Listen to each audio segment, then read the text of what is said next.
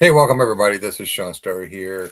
Um, so today, a good friend of mine and I, we were kind of talking about all the things that have been going on, especially the last few years. And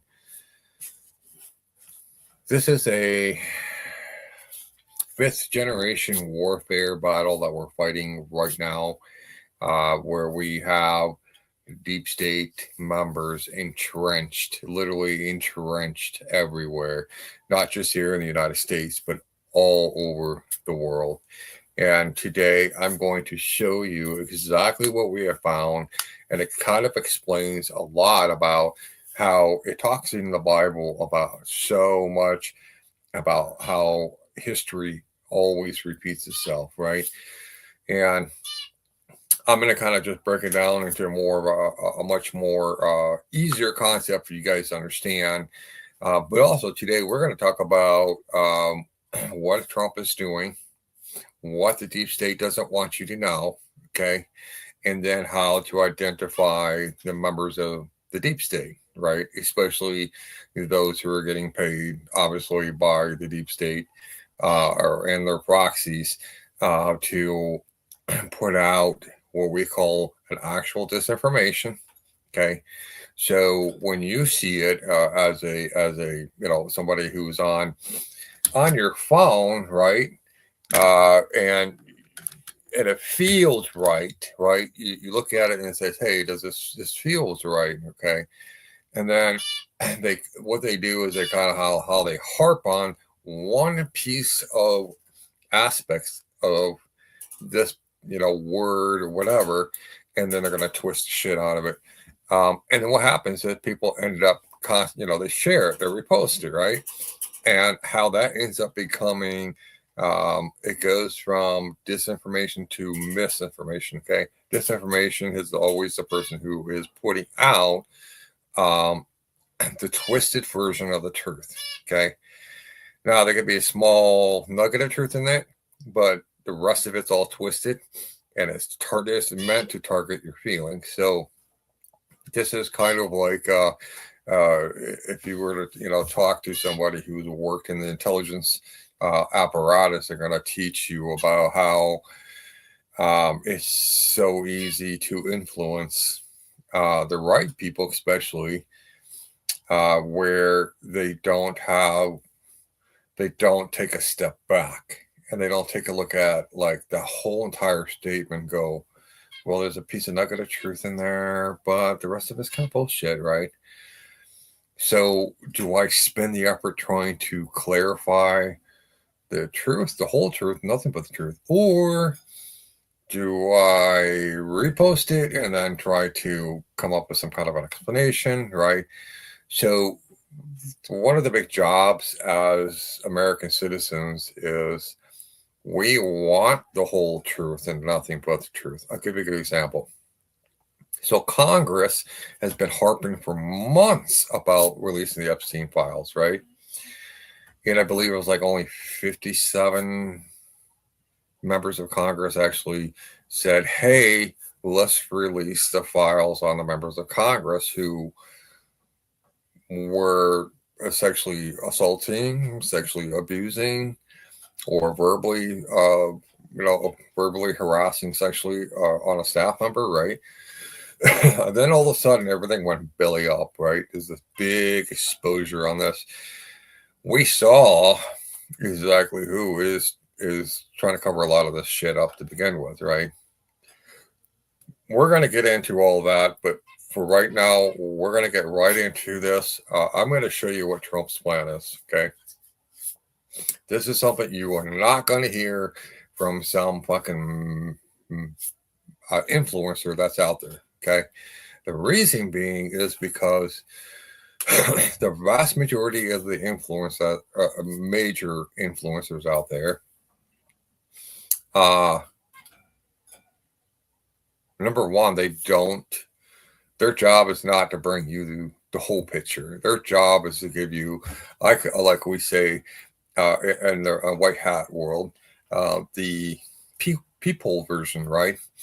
And we're going to give you just a peephole version, and then get you to retweet it, right? Because that person's famous or whatever. So I'm going to show you uh, what exactly Trump is doing, why he's doing what he's doing, and I'm pretty sure the rest of America is going to agree with me on this. Uh, I pick the time out of my evening. I know it's like 9:19 here in the Central Standard Time, or at Chicago time. So, but I want to show you guys a piece that's going to put everything into perspective, the whole picture, not the peephole version that you guys are getting on X. Okay. So right here, um, one of the things is my really good friend, associate. We kind of focus. The big thing we focus on is terminology. Terminology is the key to everything. Okay, the greater understanding, comprehension of terminology. What does it mean? The more you understand the motive behind a lot of things. Okay, so this is one particular word that came across today was the Festival of Federation. Okay, why is this so important? Why is this more likely tied to Trump? Okay, and what he's trying to do. Well, we're going to get right into it. So the French. Now this is coming straight from Grok. So I wanted to show you guys exactly what it looks like, so you kind of get an understanding. But the definition of the Festival of the Federation, okay, we're going to get a little history behind it, was known as in the French as Fête de la Fédération. It was a massive patriotic celebration that was held across France on July 14th, 1790. It was marking the first anniversary of the storming of the Bastille in 1789. Okay. So it was organized to honor the early success of the French Revolution. It promotes a national unity, okay, a federation amongst other provinces, regions, and social classes, and it celebrates a shift towards a constitutional monarchy, okay, under the National Assembly. Now, what's interesting is so much of our Constitution, and as well as the Bill of Rights, there's a huge connection between the United States of America and France herself. I'll give you one really good significance of this is the Statue of Liberty. Now, Statue of Liberty was made in Paris, France. Okay. Now, France actually has a duplicate copy, but they sent the original over to the United States and erected it, right? So the idea was to give us, you're poor, you're hungry, And so when people were coming across the ocean, they have a place they can call home, right? And all of these people sacrificed everything they had chasing the American dream. And it was so available back then because there was not a lot of restrictions. There was not a lot of laws. There was hardly any regulations. Okay. People were living the greatest time of their lives trying to, coming to America where they're free, where they could go and pursue the American dream. Okay. And America was in the early days, it was expanding. So again, people started moving out westward, setting up farms, right? Agriculture was huge. I mean, that was part of the plan was we need to develop an agriculture nation. So we're going to essentially, build an e-commerce, right? So e-commerce, now remember that the commerce is so vital to any nation. Okay. Without commerce, you got nothing. You don't have any leverage. You have literally nothing. Okay. So it says that While it coincided with the Bastille anniversary, the focus was on unity and the new political order rather than the storming itself. Okay. So, what Trump is doing is he's trying to rally the nation, right? He's literally trying to rally the nation. So, when Americans become united under a foundation of we are America, we are no longer going to be the the the whorehouse of the whole entire world. Okay, the United States has been the whorehouse of the United States has been the whorehouse of the whole world since 1913 because the cartel bankers came in, they established themselves right here by building the Federal Reserve, right, and that was the beginning of the downfall of what we know as America today. Why we've all been under this financial slavery, which is attached to the Great British Dynasty. Okay, the British Dynasty is imploding. So a lot of what you're seeing right now in Britain is literally the implosion of itself. Okay, and so the bankers themselves, and we just seen about BlackRock, literally froze all of the assets. So all of the investors cannot pull out. They cannot get their money out of their investment, right? BlackRock froze everything. So we're seeing this old dynasty kind of just imploding in on itself, right? And what Trump is trying to do is establish this new financial freedom. So in order to defeat any enemy, you take away their leverage, their financial leverages, right? You take away their ability to have money. Number one, they can't produce. They can't. Basically, what happens is they drain themselves dry when they run out of money, right? And under the old norms, which is slowly being chipped away. So it's getting less and less, where they're having less and less money to try to subvert the country and continuously cause this divisions amongst the citizens, okay? Because they want the United States to implode just like they want Great Britain to implode. Well, Trump has a vision for the future, and he talks about golden cities, right? What does golden cities look like? It's one where the entire nation is unified. Okay, but that's because he's bringing a vision about, right, and he's working very hard to dismantle. We call it the old guard, and bringing in a new guard. And that new guard, there's a transition period, and we're going through that right now.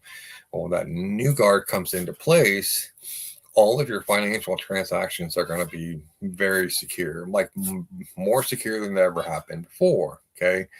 But more importantly, all of that's going to be backed by the gold, okay, which is amassing in great numbers. Number two, he's amassing all these investments from other countries into the United States. All right. So the value of the US dollar is going to go up. Okay.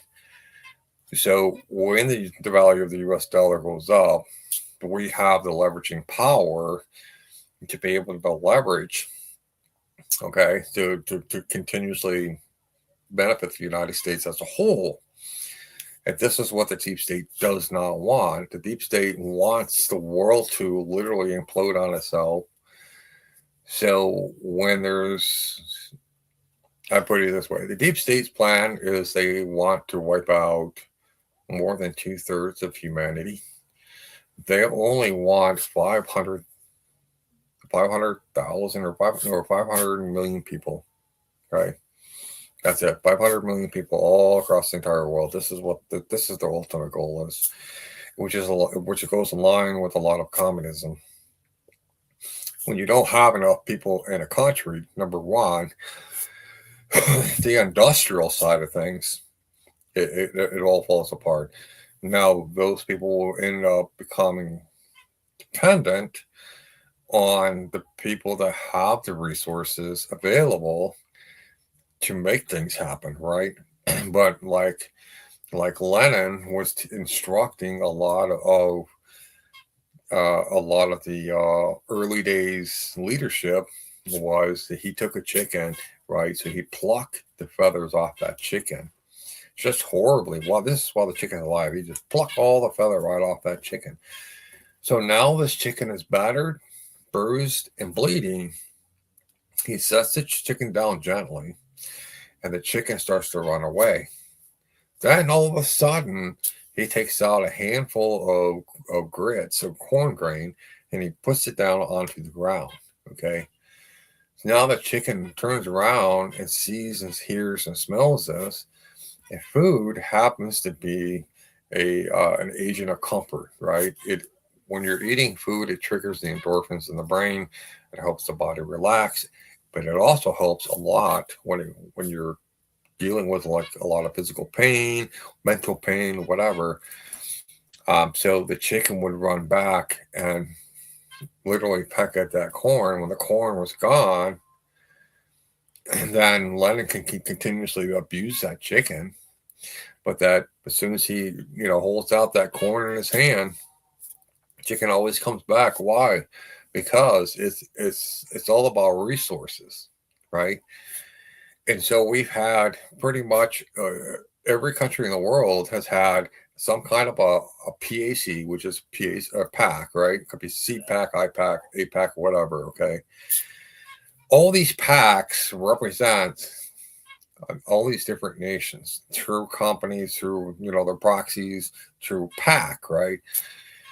So the PACs, they have lobbyists, and these lobbyists are the one that are writing the laws, they're writing the bills, right? So when you go and you listen carefully, especially when it comes to terminology, these senators or these representatives, they have never once said, "Hey, I write this bill. I wrote this bill," right? No, what they say is, "I sponsored this bill," or "I co-sponsor this bill," right?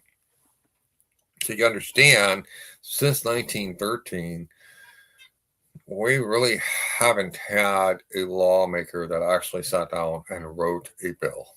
Okay, uh, just that lawmaker, maybe a lawyer that that works on his staff and his staff and their staff, of course, right? All in house. Okay, most, if not all, of the laws since 1913 have been shuffled through the lobbyists. Lobbyists hands the bills, right? And when you sponsor something, I'll give you a good example in a business manner. Okay, if I so I have my show, and if I wanted to do a commercial, right?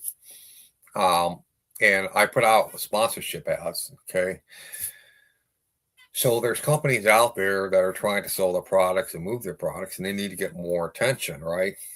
Okay, so let's say, for example, like A&W Root Beer, right? Let's say A&W Root Beer is up and coming.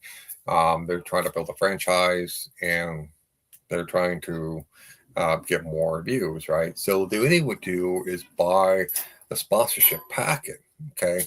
Which means this money is exchanged, and in exchange for that money, that sponsorship then has been gets shown.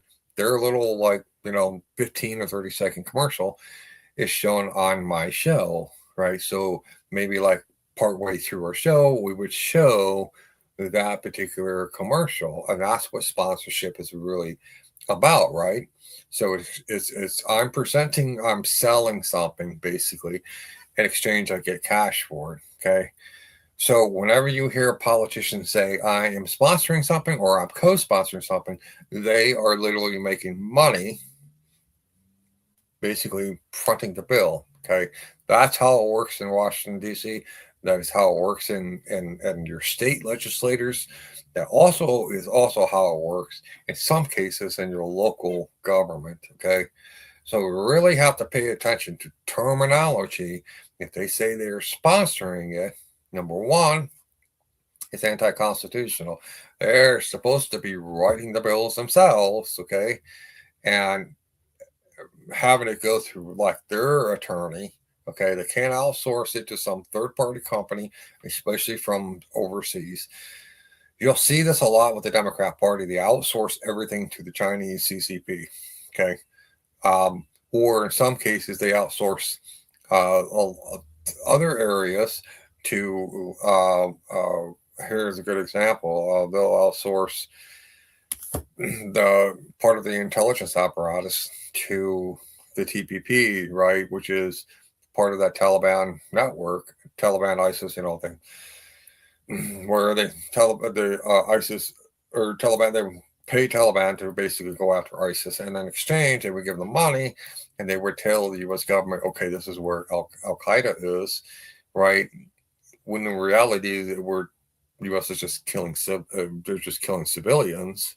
They have no idea what the fuck's really going on. They just kind of get paid to go and meet in one area at a certain time, certain day, right? There's this is how it's not just a TPP, but we got China, we've got Great Britain, we have a lot of other countries that are involved in the mechanism of how our government is being run. What Trump is doing is he's dismantling that. Okay, he's dismantling the old guard. And the only way to really do this is by creating a national unity. We need a national unity more than ever. Only way we're going to get control of our country and basically let the other countries know you can't keep pillaging our nation anymore. Okay. Um, we have seen consistently day after day after day after day how Congress has been pilfering our tax money. Okay. We also know that they have been pilfering the Social Security account, right? They have passed legislation that have literally allowed foreign nationalists who don't even live here, and some of them have never even been here. Okay. For example, I'll give you like the PPP loans, right? The forgivable PPP loans during the COVID era, right?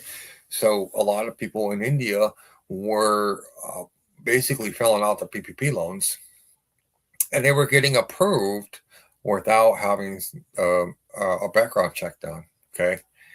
And so these businesses were literally raking in millions upon millions of dollars. All the meanwhile, they only have like it's one or two people working there, but they'll claim like 600,000 people, right? But they keep the numbers within a certain amount without triggering a red flag. That's because they're told what does trigger a red flag. So this is how they're stealing the. This is how they're raping the United States financially. The ultimate goal eventually is to get us to implode because why? We find out that all of our tax money is literally being embezzled. Okay, all of it. The national debt, I believe, is like what $45 trillion or something like that. This is money that's been embezzled from us by all these other nations. Okay, and they're doing it through their proxies. And who are their proxy? People in Congress. Okay. So it says here the key highlights is that the main event took place in Champ de Mars in Paris. It now sits near where the Eiffel Tower is, right? So where there was an enormous amphitheater that was built by thousands of volunteers in the rain and mud. It is an altar of the fatherland stood at the center. And over 300,000 people attended.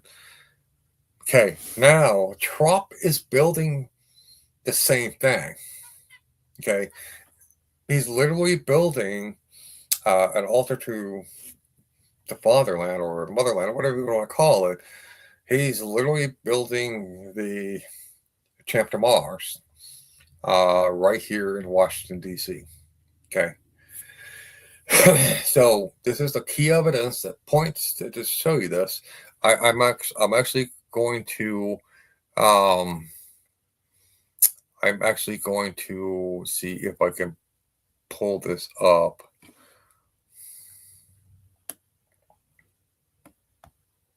So I'm going to show you what it looks like, so you understand what I'm talking about. This is a signature piece of architect that signifies this particular movement. Okay, that's going to bring about the unity of our country through this particular archway. Now, this has been done before.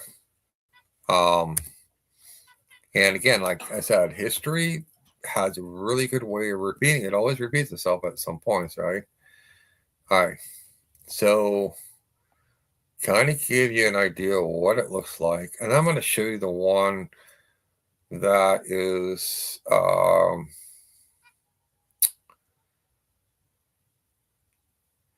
that Trump is building.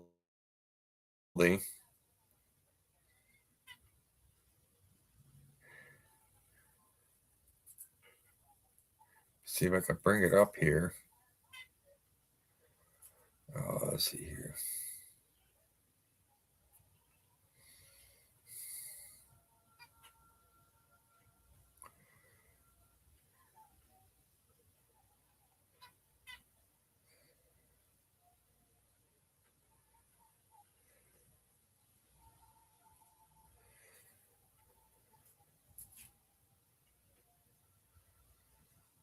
Okay.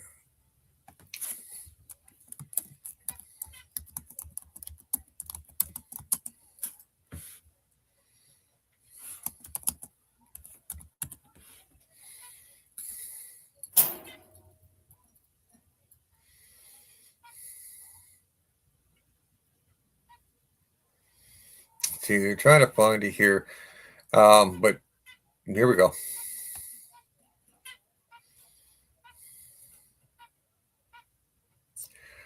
So right here is um, the Triumph Arc, right? So France had their uh, Trump de Arc, right? Or their arc.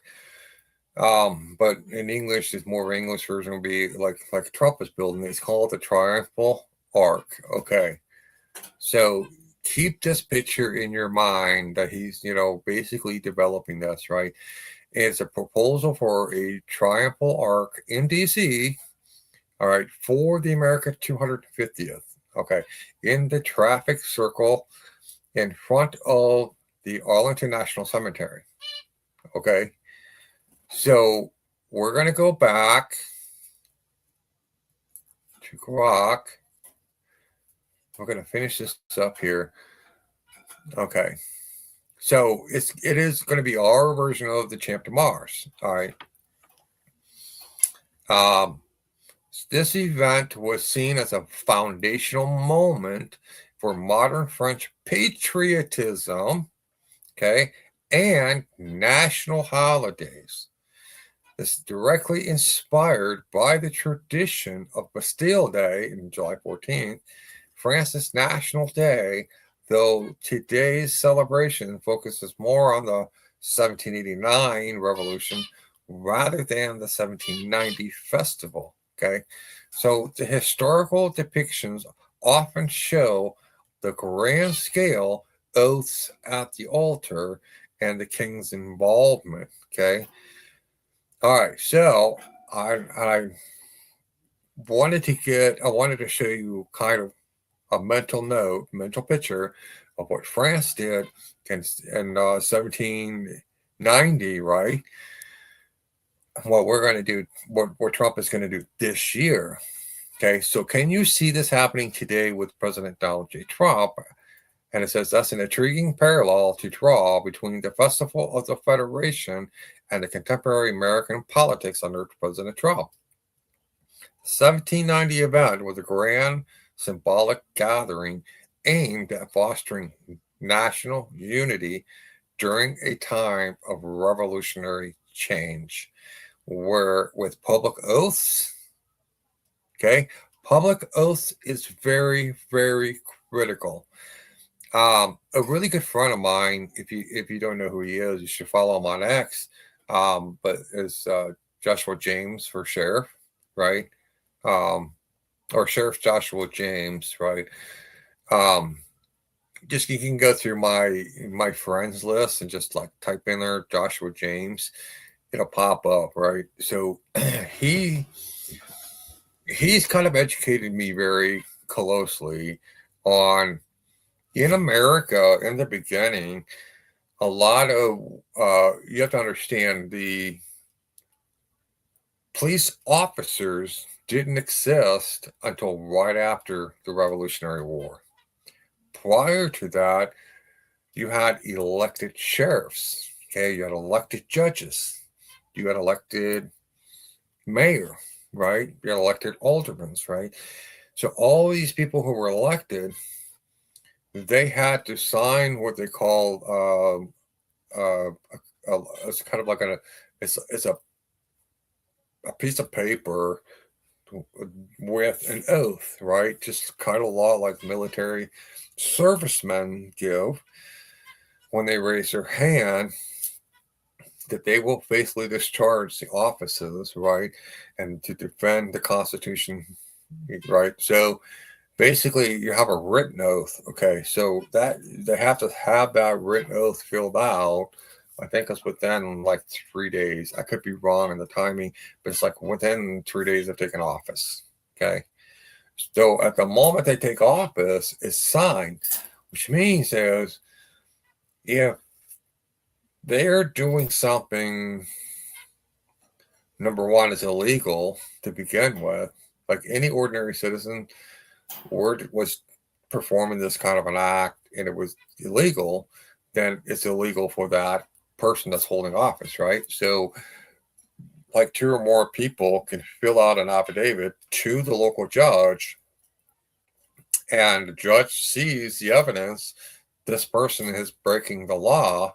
The judge can then revoke that person's position of power, whatever his position of authority is. Okay, so they have until like I think it's like hot the noon the next day. Okay, so let's say this is like 5 o'clock in the evening, um, and the judge declared, okay, this person is guilty of a crime, right? They should be removed from office, and the judge would sign that decree, and then by noon the next day, that person is no longer that sheriff, or that mayor, or that alderman, or whatever, right? And that's how we had a judicial system back in the day. Then, right up until about 1870, then things started to change because the banks of England started getting involved into American politics by trying to shape American politics in the direction they wanted to go. You see, England wasn't, I mean, they were mad enough already that they lost the Revolutionary War, right? They wanted to see America fail. They tried to come again in, I believe, 1812, and they tried to burn down the White House. They literally caused an actual insurrection. They were caught, captured, and killed. That was seen as an actual invasion. Okay. However, the southern states at the time were still, doing import and export, a lot of export to Britain because Britain was still dependent upon the tea and, their cotton and everything else from the southern states. So southern states, that was like their only market they had. And so the northern states, well, it's in D.C., they told the southern states, um, when um, Lincoln became president, one of the first things he understood that the ports were highly critical. The problem is that the British government had ways of using merchant vessels to bring their people that would essentially come over here through the southern states and try to twist them into revolting against the federal government. So they, and they, of course, they didn't want them to have access, the British government to have access to any of our ports because they had actually had um, what they call it, sanctions, right? They placed the first set of sanctions against Britain. And so they wanted the ports, and the South said no. And that's the reason why the Civil War was actually fought. It was really never about slavery. That's just what they want you to hear because it was such a core central issue of morality at the time. And you're going to find out that a lot of the people that were in politics at that time were still somewhat in favor of slavery. However, as far as the general consensus of people goes, it was something that the abolition movement had gained so much traction by then that less than 1% of the entire South actually owned slaves or indentured servants at that time. And so a civil war is never really fought over a 1% of slaves being owned, right? You're going to hear a lot of false education, false narrative, disinformation that definitely comes from the Democrat Party because the blacks of the Democrat Party, um, their bread and butter is um, how blacks were continuously bringing up how blacks were enslaved all the time. Like they themselves were never the victims, right? It was their ancestors. And you have to understand too, the very first black slave owner was a black man here in America. It was actually um, the Native Americans in Florida at the time were black skinned naturally. And so a lot of the black Native Americans in Florida started buying slaves, and they were black too, but it was never really about the color. It was more about um, commerce. It was more about the benefits that these sharecrop holders were getting, right? The money they were making. So the slaves were kind of in that, or indentured servants, like the Irish were big indentured servants. Um, but it was the um, slavery doesn't have this. Well, I'll put it this way: slavery is genderless, colorless, right? It didn't matter who you were. If you came from a very impoverished circumstances, oftentimes you would get sold into slavery, and then you end up becoming a slave the rest of your life, right? So, or an indentured servant, for example. Um, so, like the history of rednecks really kind of is a derogatory term to white people, especially in the South, because when the Irish were first brought over, and they were brought over before the African Americans, or excuse me, before the Africans were, and they were sold into indentured servitude. A lot of them actually got sent down, um, even down to like Florida and around the Gulf of Mexico there, and they were sold into slavery, and they had to work the fields. And so while they were working the fields, their necks would get red. And so that's where the terminology came about for rednecks, right? So it's sort of like a derogatory term for whites as the word nigger for blacks, because the word nigger is actually translated into the African language, or the territory which they came from was called Niger. Okay. And so you take that word Niger and put it more in a slanderous term, and you get the word nigger. Okay. So when people are we have to understand why some people, are offended, right? Um, here's the thing.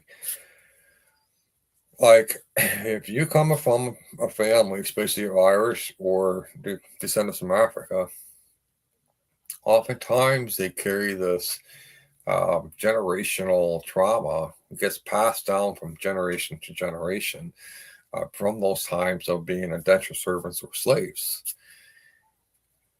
Now, the individual themselves, if they train themselves up to look beyond the color, beyond their ancestry, still recognize it and still honor it, but learn to look past the words, right, and see themselves. I am a child of God, and I won't reduce myself to just being one color.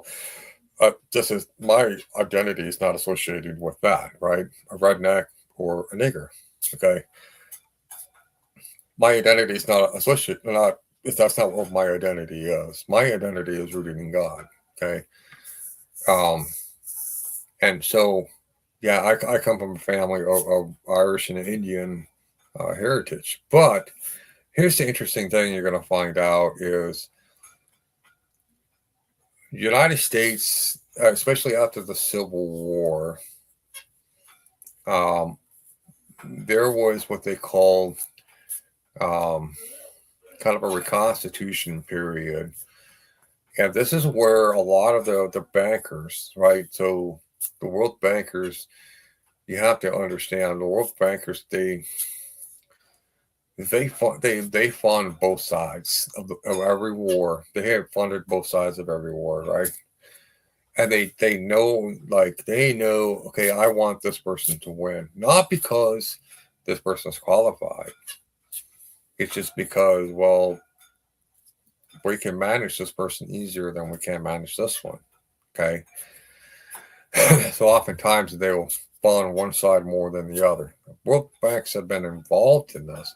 This is the old guard. Okay. To kind of put this in context, they've been doing this for a very, very long time.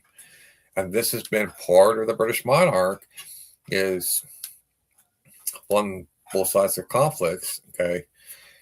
Then when the United States started getting bigger and bigger, and they realized, well, we can control the United. We don't need to physically possess the country itself. We can financially control them from where we are. And how do we do this? Well, we need to come up with a system. And what is that system? It's called the corporation system. And this is where you get your businesses are considered like an S corp, C corp, or LLC. Okay, and so the United States ended up registering themselves to the Bank of London as a C corporation, and it was actually the language changed, and it said we're the corporation of the United States of America, right? So Trump in 2017 took us out of that corporation. That was the first step in the war against the deep state. He's getting us out of that C corporation. So this is where he talks about giving us the power back. In order to do that, we got to get us out of that C corporation, get us out of the Bank of London. So over time, it was, you know, there's a lot of different countries have been like trying to control each other through like corporations, right? One of the big challenges you're going to see, or what we have been seeing, especially even probably more prevalent in the future, is economy has been built up around corporations. Not so much around nations, but more around corporation and corporation control, which is why you see a lot of corporations that are involved in American politics through PACs, right? Through lobbying. Okay, so you ever wonder how we went from the 1950s to literally having mom and pop businesses, right? They were doing well. All of a sudden, this thing called franchising came in. And suddenly these franchises, especially like McDonald's and Walmart, they literally killed off, eventually they killed off all the other franchisees in their businesses. Like you see A&W and Kmart, right? A&W ended up doing kind of a self-rescue where they decided not to have locations anymore, but focus just solely on their initial brand, which is the A&W root beer. Just manufacture that, sell it, right? So keep the business and the company alive. You got companies like Pomida, Kmart, right? Even some Target locations. It eventually went out of business. The reason is because Walmart understood that if you, and they did this strategically, where they would buy the land like on the south side, west side, or east side, whatever side, but usually on the south side of the towns, and they would buy up all this, basically all this real estate, like farmland, right?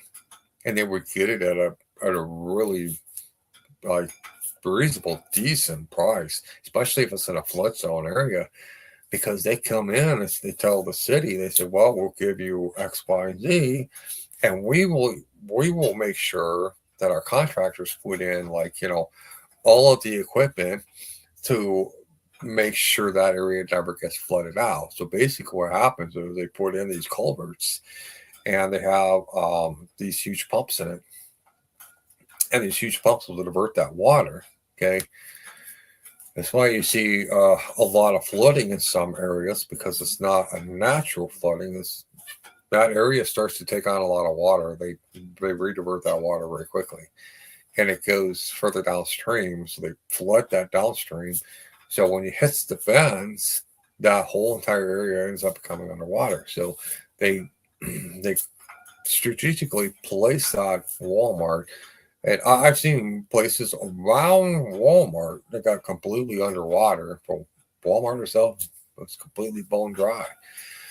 So Walmart would own all of that land.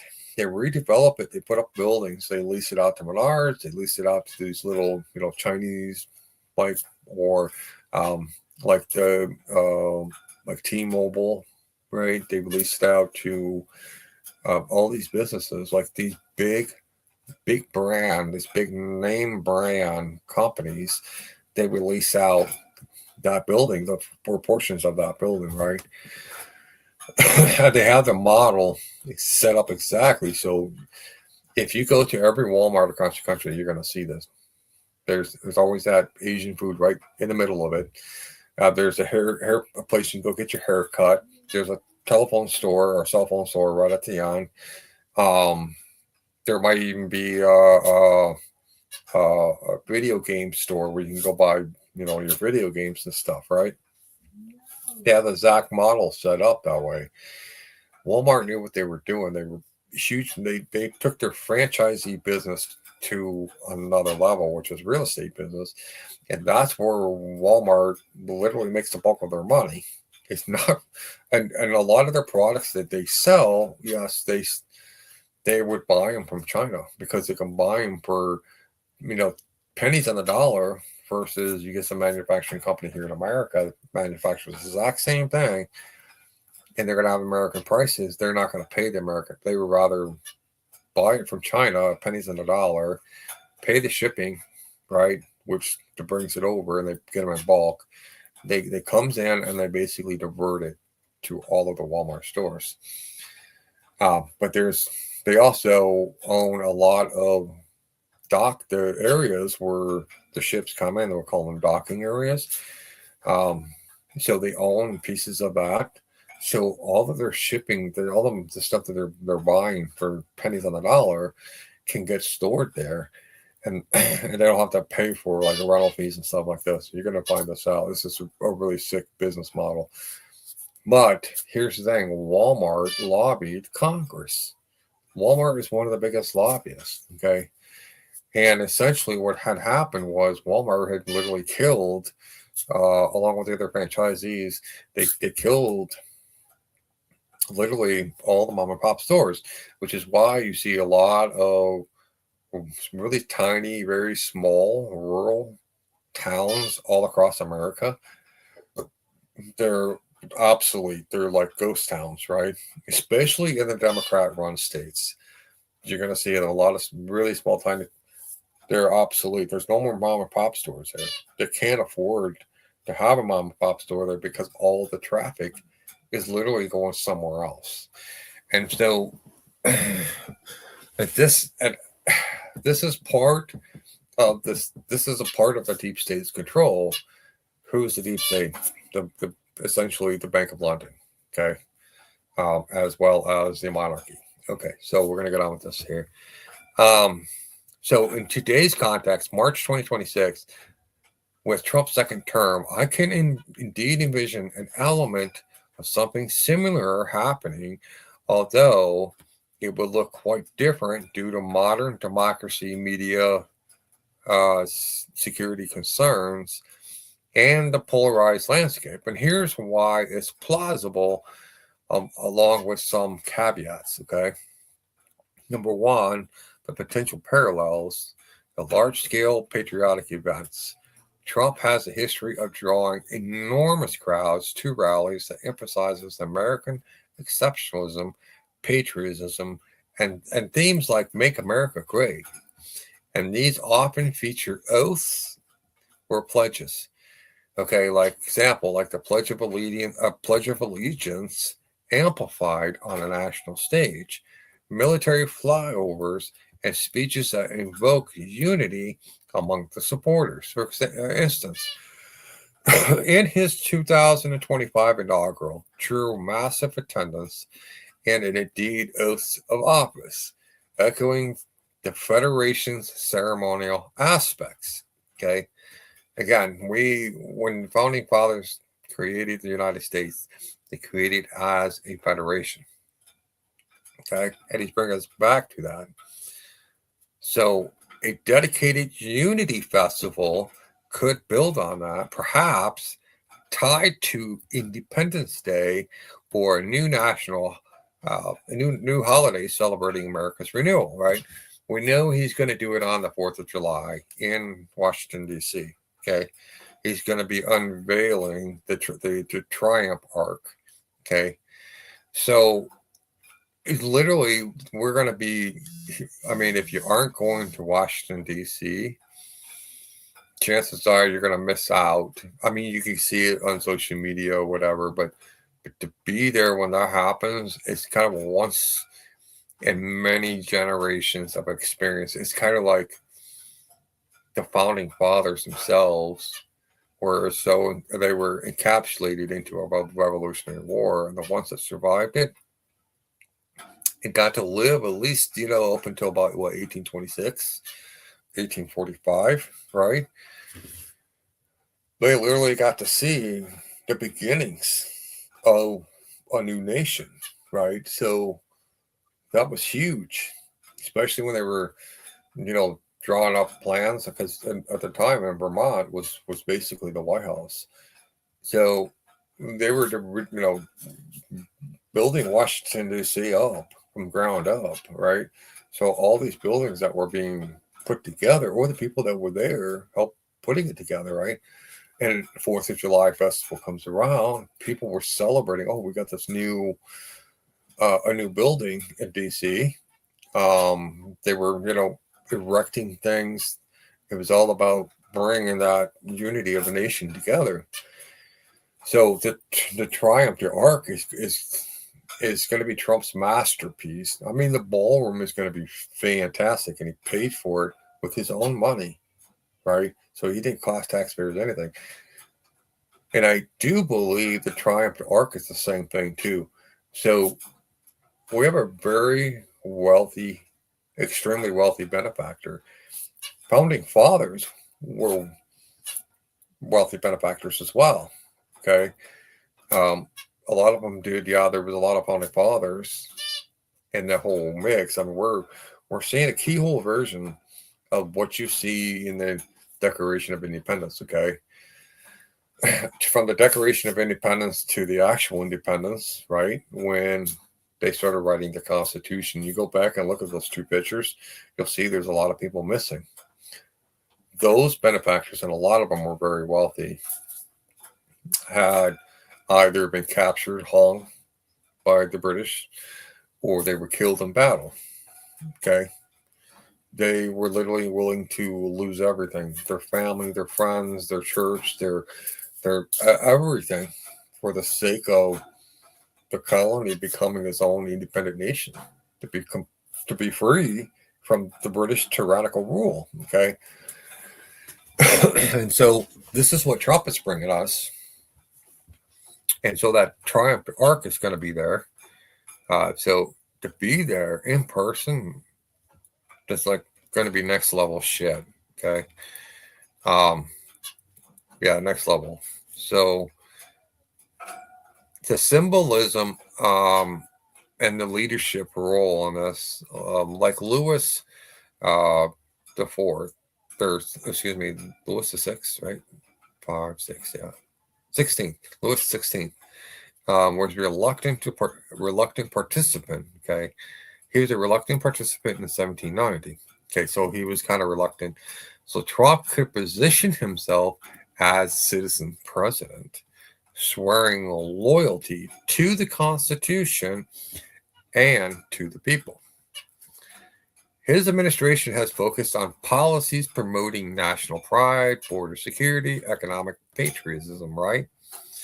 And events like the White House 4th of July celebrations under his first term involved fireworks, parades, public oaths of officials. In 2026, amid ongoing international challenges like the recent strikes in Iran and Gaza peace deal, a festival style event could serve as a morale booster or a show of strength to these other nations. Okay. You'll see this a lot. Like, you'll see, like, North Korea does this a lot. Russia does this a lot. Like, especially in the past, with under the communist rule, CCP or USSR. Okay, they would often like parade their missiles, their troops, their missiles, and whatever, right? And like last year, Trump, they did this big festive parade, right, where they had soldiers, they had tanks, all kinds of really cool, like, military type stuff, and they had live band afterwards. Then they had the fireworks going off. And the people in Washington, I believe, this is my 52 years of being on this planet, people in Washington at that time were more unified in a sense because they were all coming together on a foundation of, we do want to make this country better. And we're tired of taxes. We're tired of the cronyism, right? We're tired of all these snake oil politicians. We want this country to be better, and we're willing to fight for it. And that's what signified a lot of why Trump does what he does. He mentioned this in his first address at the Capitol grounds, where he said he's accepting the position as president. He won the election, but he's giving the power back to the people. We have not had a president that has said anything remotely like this in our lifetime. And why is this so significant? Because he's literally given the power back to us by dismantling the old system. And he's mentioned before how he has to get rid of the old system in order to usher in the new one. Because if you have any remnant of the old system that lingers about in the new system, eventually they're going to corrupt that as well. And so that's why he's putting on this big festival. It's a commitment and a reminder to us. I'm still working for you guys. I'm working for everybody, not just the Republicans, right? You have to understand, Trump was a lifelong Democrat, okay? And then he ran as a Republican, all right? And he's taking everything that's the best of America and standing on that, and then moving forward. He's leading in the front, right? He's leading the charge in the front. And then he mentioned too, in one of his speeches that they're coming after him because he's in the way. The real goal is they're trying to do is replace the Americans with national, like foreigners from all over the world, like some pretty bad people, some pretty bad hombres, right? As well as a lot of illegal people who are willing to be slaves for that American dream. And that's what he's standing in the way of. So the public participation scale, the Federation involved volunteers building measures of hundreds of thousands attending. The modern equivalent could leverage social media for mobilization. The venues like the National Mall in DC, which is very similar to Champ de Mars, Trump's base is highly engaged, and tools like X, okay, could amplify this into a national or nationwide phenomenon with regional federations in swing states. Okay. Why it might not happen exactly the same, we have this division versus unity. So the federation is aimed to bridge the divides in the revolutionary France, but U.S. politics today is deeply partisan. So Trump events often energizes his supporters, but kind of alienates his opponents, right? Potentially turning a unity festival into a flashpoint for protesters rather than reconciliation. Historical parallels to events like January 6, 2021 highlights how such gatherings can escalate if not carefully managed. So the modern constraints logistically post 9/11 security, crowd control, and the cost would make a spontaneous volunteer built amphitheater unlikely. Instead, he might resemble a state sponsored spectacle like the Super Bowl halftime or a political convention, but with a federal involvement. Okay. So we do know that he's building the Trump the Ark, right? So that's going to be there in front of Arlington. Um, so we're going to probably more likely see a lot of what we saw last year, but magnified by a much greater scale. And I would imagine if you were trying to get a hotel room for DC, now the chances are they're probably sold out for the 4th of July. Usually people like the big events like this, hotels are usually reserved like a year or even 2 years prior. Okay. So the chances of getting a hotel, let's find out. Let's see if we can just kind of get an idea. Um,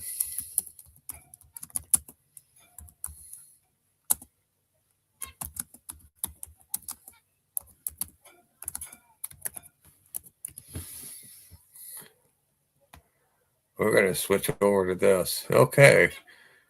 Um, let's go to Kayak and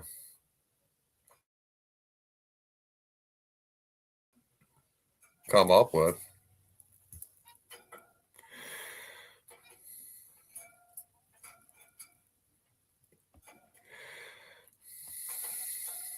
So we go to the date, and we want to go July. Let's say July 1st until say the 6th. Okay. This is just one room to guess.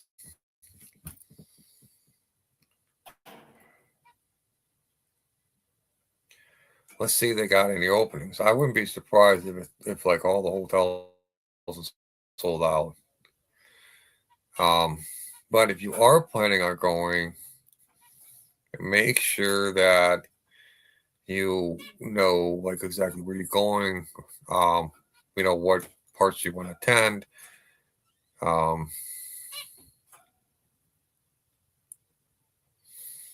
So, right. So here we got one for 275. We got one for 394, 425, 463. So hotel rooms are going to be pretty steep. And the hotel industry is notoriously knowing that during, especially the 4th of July, their prices are going to be high. Okay. But this is for 5 days. So like 275 for 5 days is not a bad deal. I'm not sure if that's for one night. If it's for, let's see, let's take a look and see what it. Yeah, so it's $275 a night. So that's like that's already $1,600. This is the cheapest one for $1,600. Okay, so if you got to fly there, that's additional cost. Food is going to be additional cost. So you're probably going to bank for two people. You could be looking at least an easy, like maybe $3,000. Okay, just to go to Washington D.C. on the 4th of July, like $3,000. Just half of that is just going to be the hotel. All right. So we'll go back to here. We'll finish this up real quick. Okay, so the cultural shift in France in 1790 was an influx towards republicanism, right? So the U.S. in 2026 is a stable democracy. A Trump-led event might focus more on economic achievements or foreign policy wins, like for example, the Venezuela intervention, right, rather than revolutionary ideas.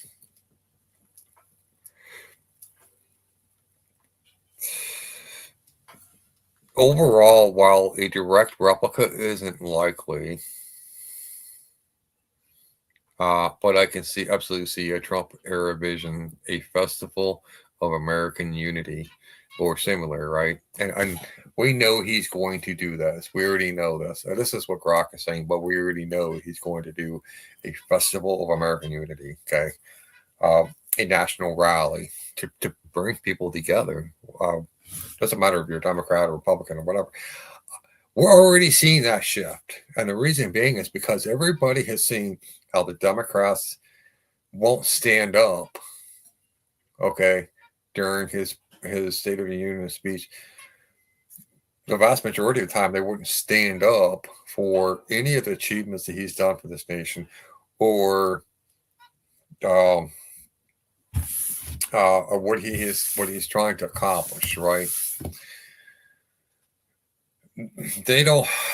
If it was Barack Obama, Republican and Democrat, they would have been standing up, right? But we have seen with Trump, the reason why the deep state proxy, I call them proxies because that's what most of the members of Congress are. They're proxies because they don't want to see him succeed. They still want to keep the old guard in place. A lot of them are just doing it for money. Some of them are doing it because of blackmail. There's different reasons, right?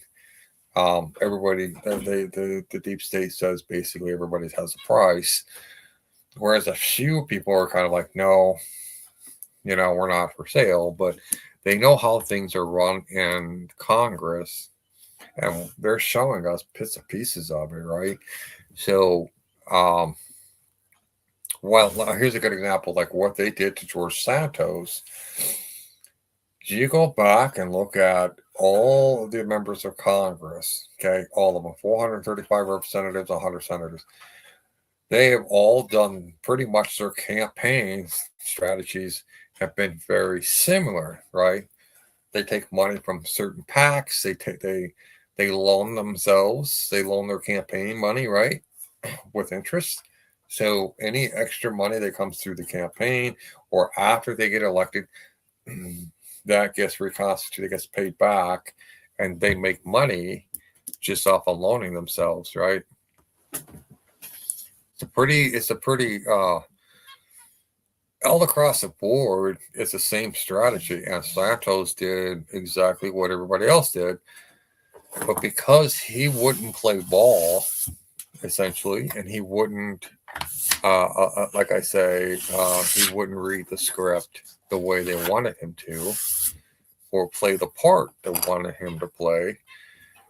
That's the reason why they levied charges against him and why he went to jail. Okay. And it took for Trump to exonerate him.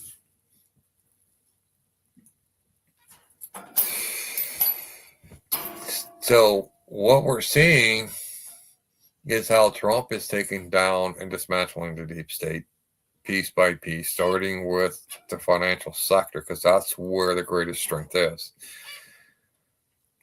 And we're seeing former members of Congress like Marjorie Taylor Greene, who is coming on Twitter and basically posting everything. Well, like before she even left, she started posting a lot of anti-Trump stuff. Okay, you're going to see a lot more members of Congress who are anti-Trump, if anything else.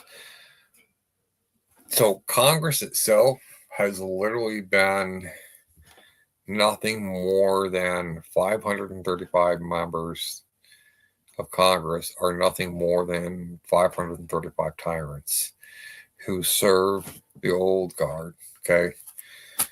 Whoever is in power outside of DC is controlling them through special interests, okay? And they're more or less just reading a script behind closed doors as to what role did they play in all of this. All the meanwhile, they're doing nothing, but they've been done so much insider trading.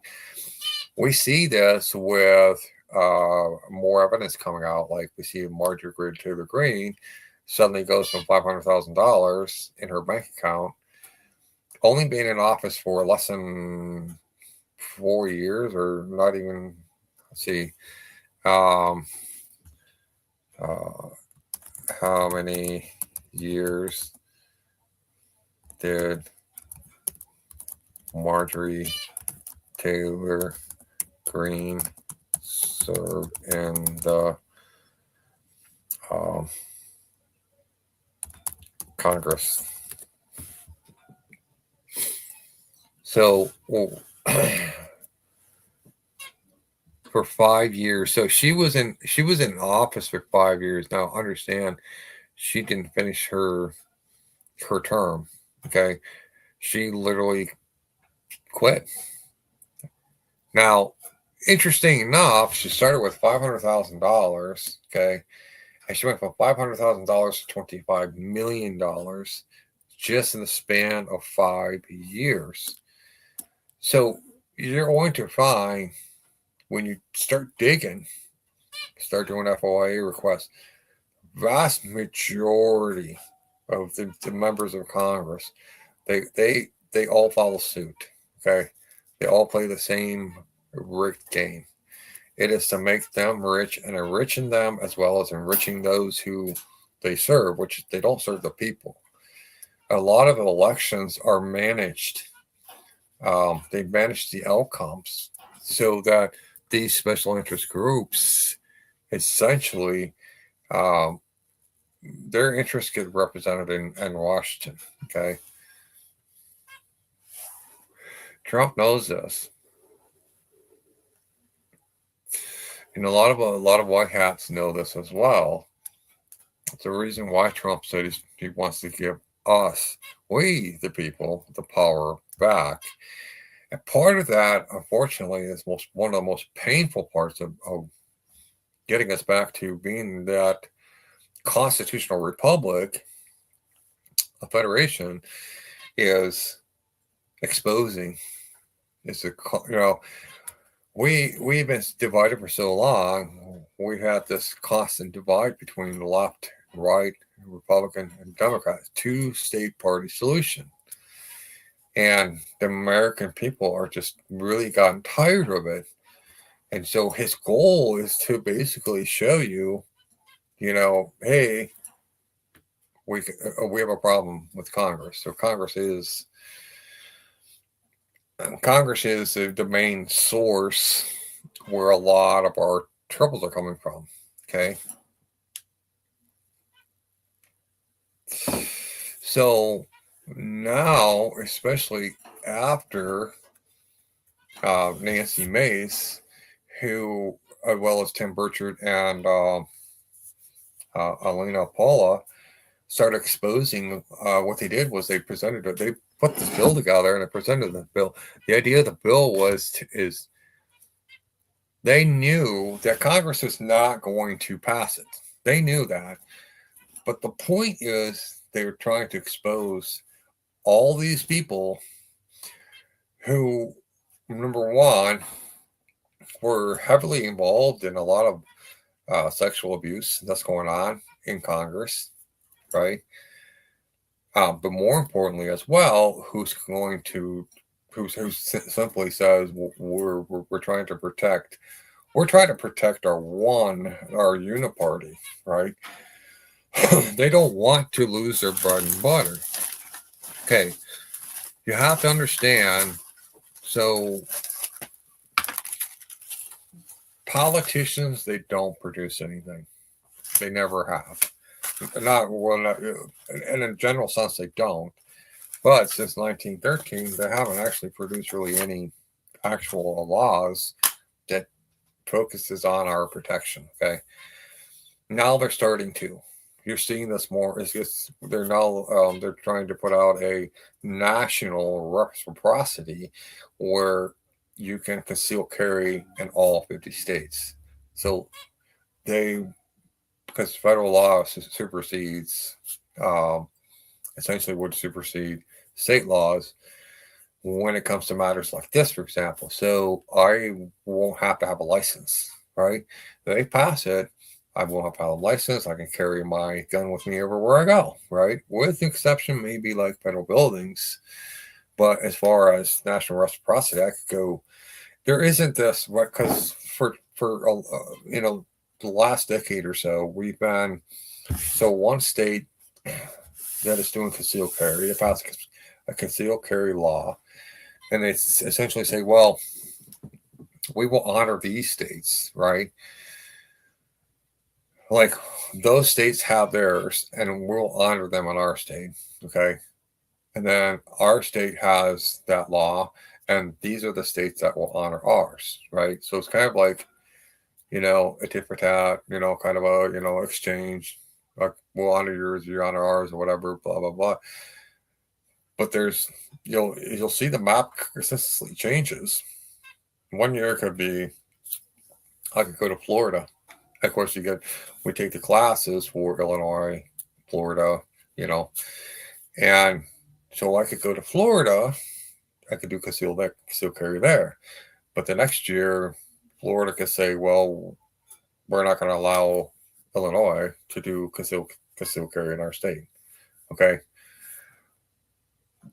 And then other states have said, well, we're just going to do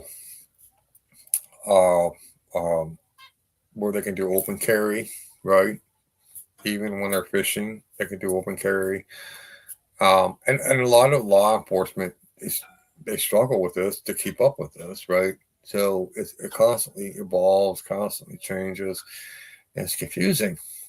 And so they have to, when they approach somebody with this doing, concealed carry or maybe even open carry, they're not pointing the gun on anybody, they're just there, right? And they see, okay, they got a kind of a bulge on them. They check them for weapons, they do have weapons. Well, they have to go call back into the command center to find out, okay, this person's from the state. Do they have a license, right, to carry? Do they have the license to have the privilege to be able to carry a firearm? Second Amendment prohibits any licensure fees, okay, which means you cannot license. It also goes on to say that any laws that are made that are contrary to the Constitution is null and void and is repugnant. Okay, so The problem is a lot of people, a lot of the education system was purposely dumbed down by the Rockefeller Institute since 1913, which had control of the National School Board to control what information your child is receiving. When I was growing up, we actually had a hunter education safety course. Okay, by the time you turn 13, you have to take the class as a part of the requirements. But back then, I grew up on a farm, so we always had a rifle on a gun rack in the back of the truck, and you would drive to school with it. No, but we didn't have mass shootings then; they never existed until Biden proposed in 1993 the Gun Free Zone Act. And this is where all your mass shootings started. And this is where you'll see a repeated pattern very very astutely is the mass shooters are transgenders. Okay, they're transgender men dressed as women. They and you'll see, we have seen how the federal government was using taxpayer dollars to force children to transgender, right? Force them to transition to an opposite sex, knowing this was going to cause a chemical imbalance. There's been national studies on this. They knew this, and they think, okay, we can weaponize this. So we can go after the Second Amendment. If we could rally everybody based on their emotions to go after the Second Amendment because of this incident, that incident, and so on and so on and so on and so on, over time, we could just wear people down and we could just seize control of the Constitution. This is what the deep state, its ultimate goal is to start. Well, the first thing they need to do is get rid of that Second Amendment. Why have they been Democrats and even some Republicans, like some of the rhinos, were so focused on the Second Amendment? Because they know that if they were able to get a 2/3 supermajority vote, along with the public support, okay, to remove the Second Amendment,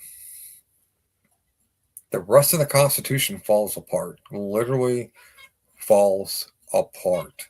Okay, it's like once you take that first domino and you kick it, the rest of them falls. Okay, that is why the Second Amendment is so important to the deep state to get rid of, in order for them to now to be able to put us into a totalitarian state where they have control over every aspect of our lives, especially what we can say and what we can't say.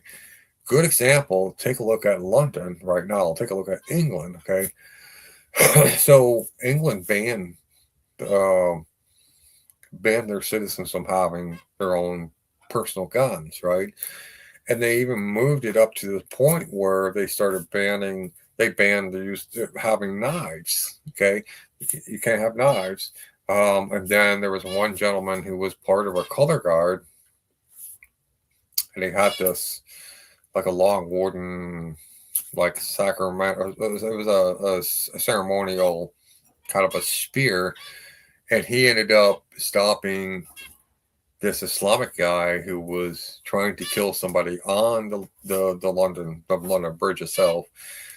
And because of that, not only lost his job, went to jail, fully disenfranchised, but the government said, okay, we will no longer allow these particular ceremonial spear anymore. So the deep state themselves are trying to take down the monarchy through the parliament, but they're also doing it through the monarch itself, because the queen, she was the last sensible old guard. Once the queen passed away, well, her son is nothing more than a mentally decrepit person who is really defunct in every sense, been ushering in the idea of allowing more and more of these Muslim Islamic people to eventually outnumber and outpopulate the entire government of London, right? Um, Meanwhile, especially in London, especially in London, the citizens there are not even allowed to pray quietly out in public. They can't have dogs out in public. They can't say, if they say anything remotely offensive to anybody who's Muslim there, they can get arrested. Okay. Meanwhile, they're very lax on the Muslim invaders when they break the law, especially if they rape somebody, especially if they kill somebody. Their prosecution is very, very lax, especially their judges are super lax on whatever time that they have to serve. But you'll notice that they will imprison somebody for the use of free speech, right, for a much longer duration. Okay. So in America, what's keeping us from getting to that point is the Second Amendment. Whether you like guns or not, but the founding fathers understood, and a lot of them, they came from Britain originally because they were part of that colony, right? And they went through the French Indian War, which cost Britain a lot of money. So instead of spreading that 2% or 3% tax all across, like say London or the Kingdom of England itself, because they own Australia, they own the colonies, so 2% tax all across the board. They just imposed the 3% tax on the colonists in America only. And so that's why they ended up, they didn't just go into a revolutionary war.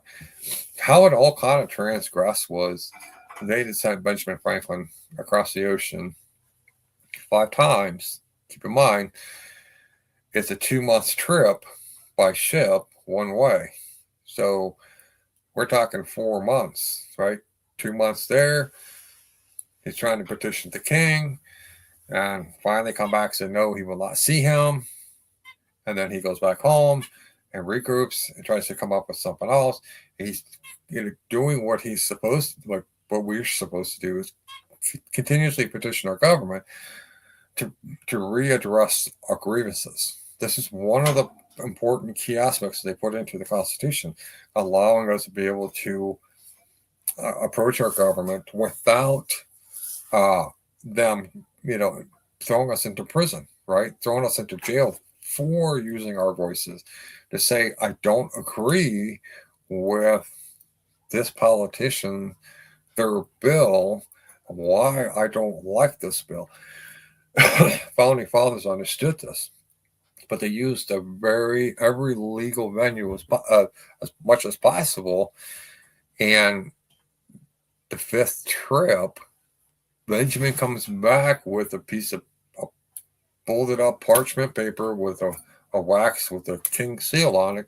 They broke it open, and basically it king said, well, if you don't pay the tax, all right, the 3% tax, we will send people from England to come in and replace you. Essentially, we're going to come and kill you or imprison you, and then everything that you have built up, your entire business, the government will just take it. Okay. Their soldiers were already taking up quarters into people's homes, right? They were abusing them physically, abusing them mentally, abusing them spiritually, and abusing them in every sense. And they were, granted, there was, one or two people here or there, spontaneous little rebels. But as far as the national unity went, it took a little while. There was a build-up. Okay, there was a build-up to that point. But when they finally get this letter from the king, King George, he was like, "You do what I say, or else." So that very day, in Vermont, they sat down and wrote this Declaration of Independence. And it was basically what it was. It was telling the king a big fuck you. We're going to unify. We're going to come together. But there were still some challenges even then. You have to understand there were separatists, right? There were separatist movements going on. There were people willing to stab them in the back, right? There were British loyalists. But then you had the farmers in the southern states, and that was a big chunk of number of people, right? And they were very devout and very loyal to the king because their entire business is literally, that's their business model was set on, is selling everything to London. So when Paul Revere, John Adams, and a few others would go down to the South, they would hold meetings with them. They assembled the farmers, especially a lot of the wealthy landowners, and said, hey, we had 500 farmers in the North who marched into Boston to redress their grievances with the governor. And so essentially the governor got word back saying, take care of it or else. And so he had ordered the British troops to come in while farmers were protesting because they were, hey, you, this 3% tax is killing our business. So the British troops ended up opening fire and they killed 500 farmers. So they took that story that happened, the event that had happened, because you have to understand back then, a lot of what's being printed in the press is controlled by what comes out of London, right? So a lot of the people, the farmers in the South, were not getting these news about this event that had just taken place in Boston. And then there was, the Boston Tea Party, right? Part of a big protest against the British Crown. So they rode down there, they met with them, they spent days talking to them, convincing them to join their cause.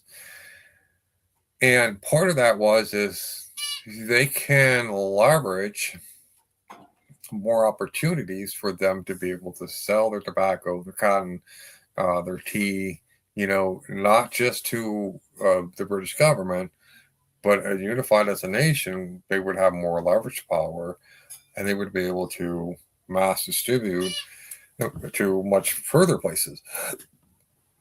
And so they understood, well, what got them really is that if they can kill the farmers up in the North or their ranchers or farmers up in the North, right, was not to say they come and do it to us. And so they kind of got fearful of that, but at the same time, like, I don't know these guys, but they're family because I work in agriculture, they work in agriculture, right? So farmers kind of have this sort of a unspoken code of brotherhood that runs very extremely deep. And whenever one farmer falls, the others, they come together and they help hit that fallen farmer, right? Maybe planting his crops or harvesting his crops or both, or help manage his farm while, he's getting medical treatment or whatever. Or if he's running into some financial stress, other farmers will come in and pitch in what they can to try to help that farm survive because they know that if that farmer falls wayside, right? So the banks come in, take that farm, and not farm at all. And eventually you get a lot of empty spots. Well, then you only have a few farmers left, and they don't have resources in case if something happens to them. They're not going to have any leveraging power. Well, when the farmers come together, they have leveraging powers. And this is what they understood. So that's why they ended up joining the North states to wage war against the British monarch, the British crown. And to understand, the British Empire at that time was unabashedly had the greatest naval fleet this world has ever seen. They had one of the greatest armies the world has ever seen. And they have literally defeated a lot of other countries. Okay. And their battle strategies, the modern equipment that they had, um, the, the leaderships they had were just top notch. So a lot of other countries didn't fare so well. A lot of countries really try not to exert military dominance because they knew, number one, they're outnumbered.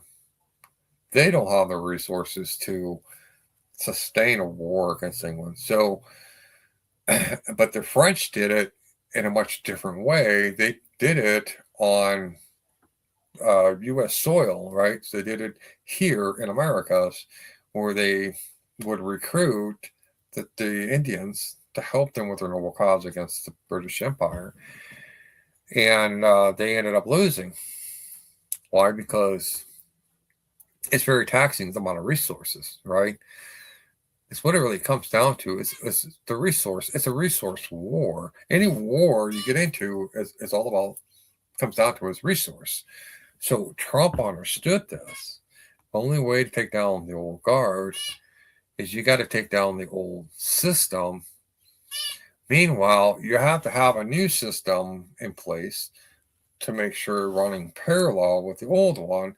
So when he kills out the old one because they don't have that financial dominance anymore, then what happens is the new system kicks in, and then everybody is, and you have other nations that are running parallel with that new system.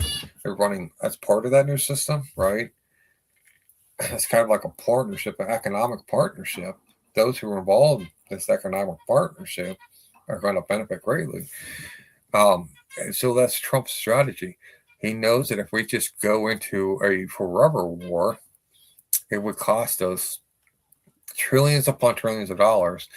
This means as 4 generations from now, our children are still paying, will still be paying on that tax debt to pay off all that interest for this forever war. And Trump knew this. Obama got us into the forever war. Bush got us into forever war. Biden did as well. And he's trying to pull us out of that. So when it comes to the deal over in Iran, is the nation of Iran itself could benefit tremendously, okay, by being a part of that new system that's going to enrich and benefit the people of Iran 10 times over than where it's at right now. In order to do that, well, number one, that's the big part of it. But the other big part of it is that the Ayatollah leader that they had was a barbarian in every sense. They don't have any rational thought or decision making skills. They don't. They well, we can partner up with you and into this new system, and this would be great for us, right? And we could use that to benefit our nation. But when you're dealing with a tyrant, the problem is, especially in that case, where there's a lot of inbreeding that goes on, especially in the religion of Islam, it's nothing more than a military. It itself is a military campaign for world dominance. Okay, they do a lot of inbreeding, and what comes, the side effects of that is there's a lot of retardation that comes with it, and with that retardation is a lot of bad decisions. And so the fact that they are so insistent upon, death to America and death to Israel, they would say the same thing about Russia or China if China or Russia kind of aligned with the U.S. to begin with, right? So you'll see Russia and China kind of like sort of separated themselves because, number one, China sent anti-ballistic missiles to defend the Iranian regime. And so in real time, the CCP saw how our U.S. technology has surpassed theirs, and we were able to take out their battery of missiles, their defense missiles, right? We were able to take their batteries out very quickly, very easily. And especially with the situation with Maduro, the odds of the success of using just your basic, typical modern weaponry, number one, um, they wouldn't have been as successful to capture him alive.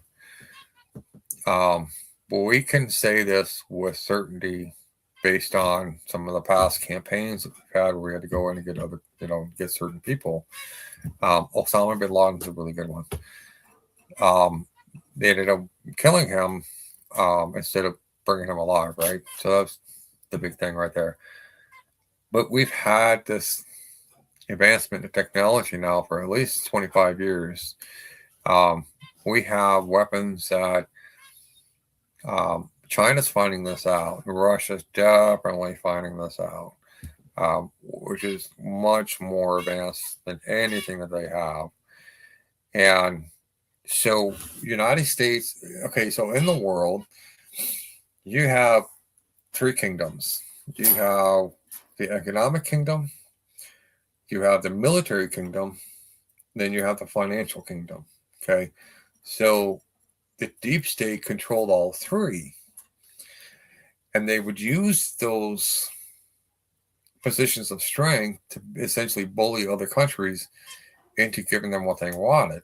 Okay, and they basically rigged the game so nobody can really oppose them. And if anybody did oppose them, what happened? We saw with Saddam Hussein, the real main reason why we wanted to go after Saddam was because he was taking his oil out of the U.S. reserve currency and putting into Iraqi dinars. So they set the stage up so they make him think, okay, because in Kuwait, the king had died, and that somehow they're, the story goes at that time was that the king had died, and that their government essentially was without a leader. So, but the issue really is that in Kuwait he was actually doing horizontal drillings. When you drill, typically you drill down, right? But then there's horizontal drilling. This is where you drill down and then horizontal.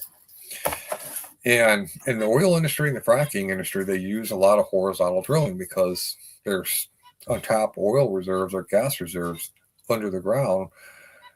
They can do this and it would cost them less overall, and they can be able to be more successful in capturing. But in this case, Kuwait was doing horizontal drilling into Iraq land across the border, right? So the horizontal drills going under the ground across the border, and they were tapping into their oil. And Saddam found out about this. He reached out to the Arab League and said, "Hey, do something about this." Well, they didn't want to. They took a position of stance. So we're not going to do anything about it. This is your problem. This is a domestic economic situation. This has nothing to do with us. And then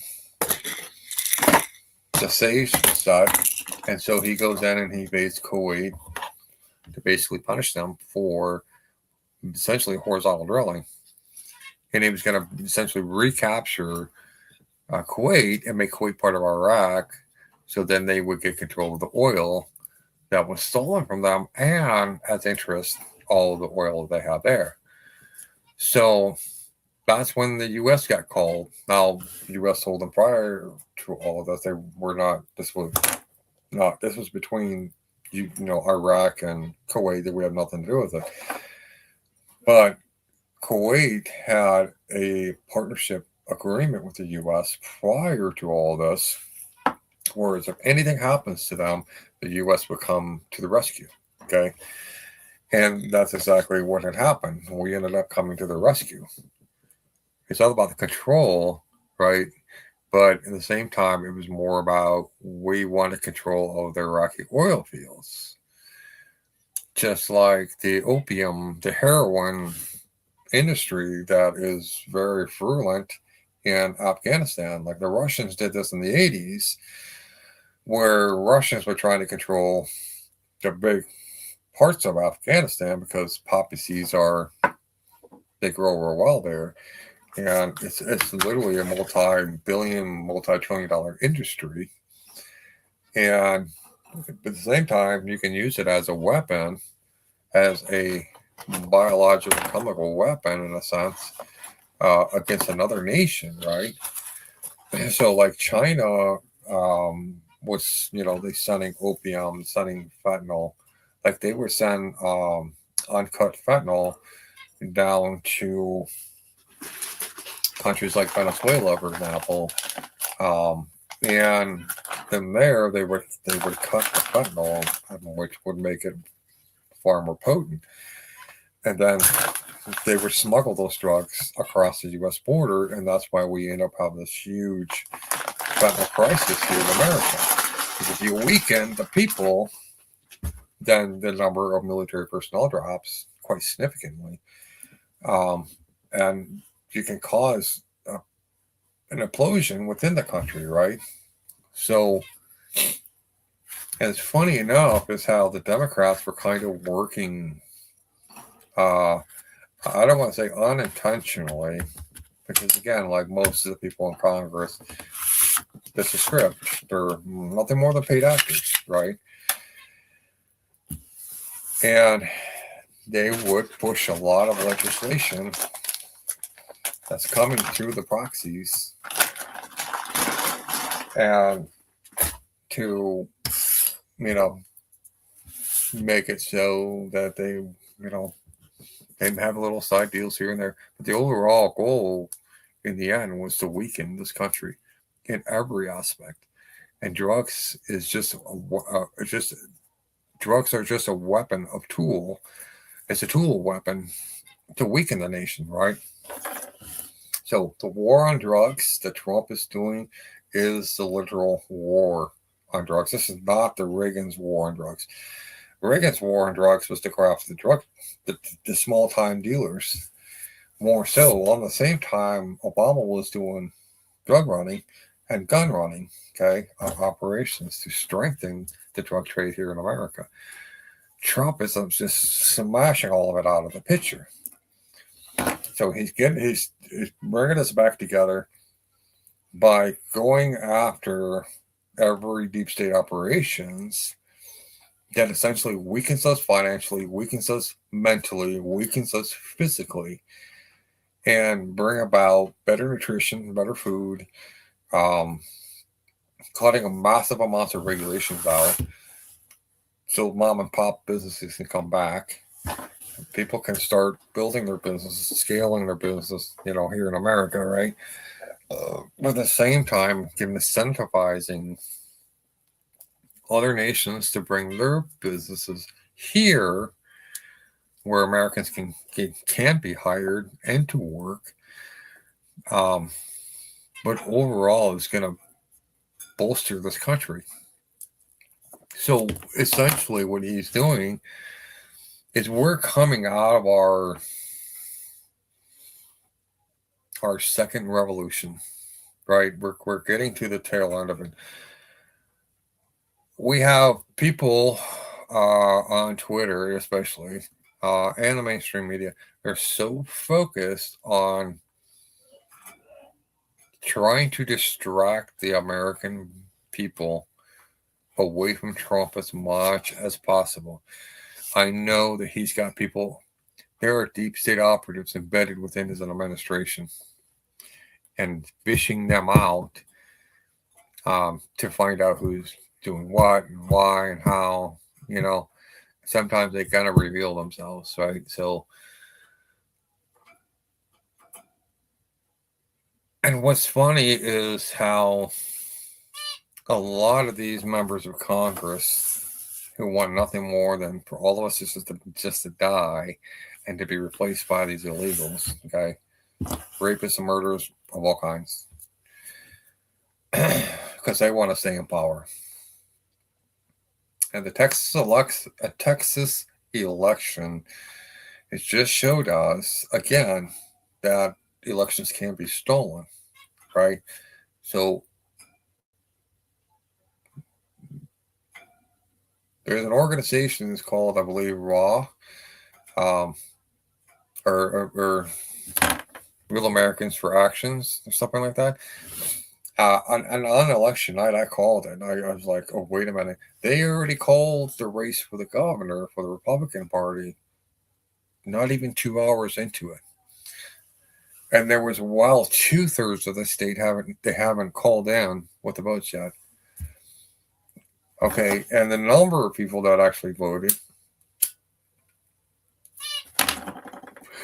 after everything, it shows 20% of the total number of registered voters. So typically it's pretty low in the early primaries, but still, the fact that they called it so quickly, that was quite alarming. So we're talking like not even 2 hours into it. But then there were some other instances that have come along too, where they've tried to distort the laws against a few other candidates, where counties themselves are part of that district, which last minute change, and they would withhold certain candidates from the ballot. Okay. So we still see, and this is the reason why the Save the America Act, the Trump's Save America Act, needs to pass, where Senate just tried to strip that bill down, where they strip everything that Trump wants out of it, right? So Thune, again, like I said, the vast majority of the people in Congress are all deep state operatives. Okay, they were not truly elected into position. If they were truly elected into position, number one, they wouldn't be in position because it would have been somebody else. We would have had other people be elected. Now, who we were told to vote, right? That's a big part of it.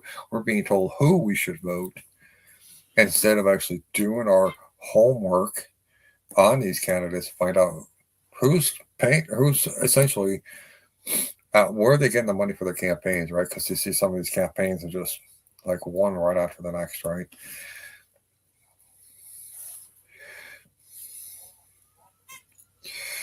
And we see everyday Americans who come from some position of authority, like say within the military, but you see them like they're boots on the ground during major crises, raising money, other rescuing people, right?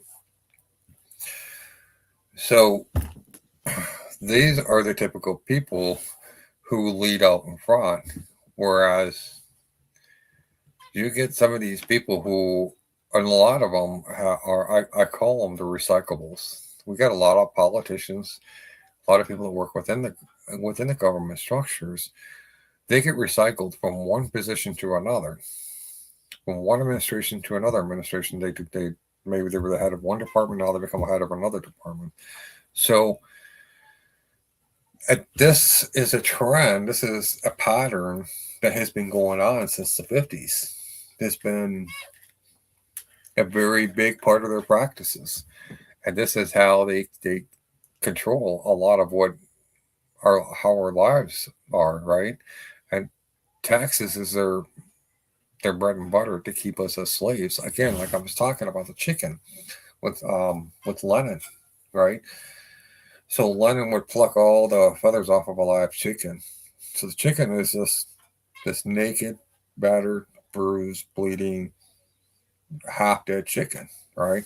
He puts the chicken down on the ground and it starts to walk away, or I should say limp away, because this is so much pain.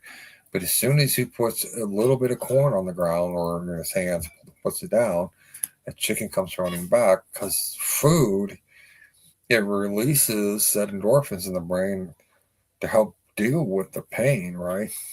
So when you go through something traumatic, a lot of people go through this, but if you've gone through something traumatic, what's the first thing you do? You go to food for comfort. That's why you see a lot of veterans with PTSD who are obese, they're overweight, right?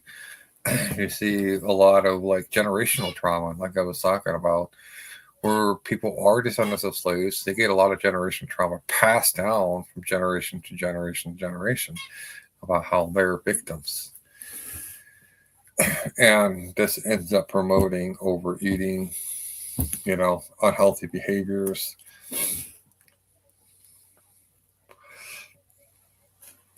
So, as a nation, we're all coming together, regardless of your race, your color, your sex, your whatever. We're born here, we're raised here.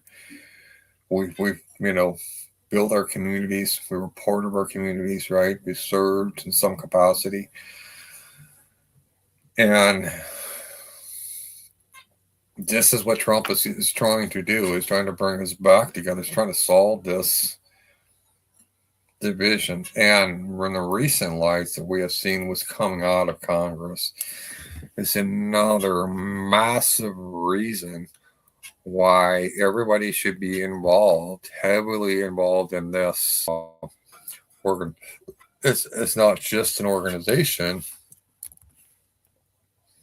but it's actually a movement, and it's called Conventions of States, right? And the idea of the Convention of States is, right, so in Article 5, Section 2 of the U.S. Constitution says that, okay, so there's Constitution tells us there's two ways laws can get passed. Either through Congress, which is typically what's a lot of it is, since 250 years, Congress has been pretty much writing a lot of laws, right? Or through a convention. A convention is kind of like think of it like this is like a muscle that we really haven't exercised. So, in one context, you can think of it like this is the that firebox that's on the wall. It's got the fire extinguisher in it, and on the glass it says "break in case of emergency." Right. So that is the convention. This is the Article 5, Section 2 of the U.S. Constitution, right?